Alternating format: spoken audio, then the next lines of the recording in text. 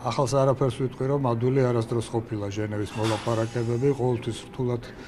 მიმდინარეობდა, მაგრამ აი მოვლენების ფონზე, რაც თქვენ ახსენეთ, 24 ნოემბრის ეგრეთ წოდებული ხელშეკრულების ხელმოწერის ფონზე ეს კიდევ უფრო რთული იქნება, რა თქმა უნდა. თუმცა ჩვენ ეს ყველაფერს გავაკეთებთ იმისათვის, რომ ეს რაუნდი შედგეს და არა მარტო შედგეს, არამედ რაღაც შედეგებსაც მივაღწიოთ. მაგრამ თავიდანვე ძალიან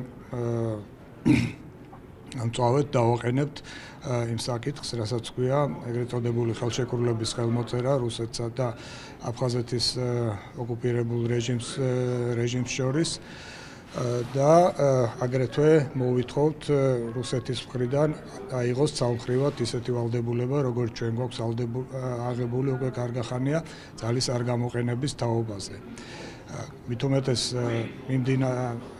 მიმდინარე მოვლენების ფონზე, როდესაც ფაქტიურად რუსეთმა და აფხაზეთის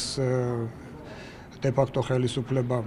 შექმნა საერთო სივრცე უსაფრთხოების, თავდაცვის და სამხედრო ამის ფონზე, სწორედ და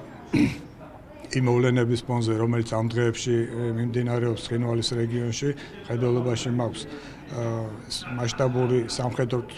წვრთნები, ამის ფონზე ჩვენ აუცილებლად მიგვაჩნია, რომ რუსეთის მხარემაც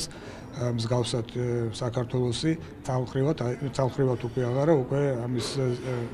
საპასუხოდ თვითონაც აიღოს ძალის არ გამოუყენებლობის ვალდებულება. გარდა ამისა, ვისაუბრებთ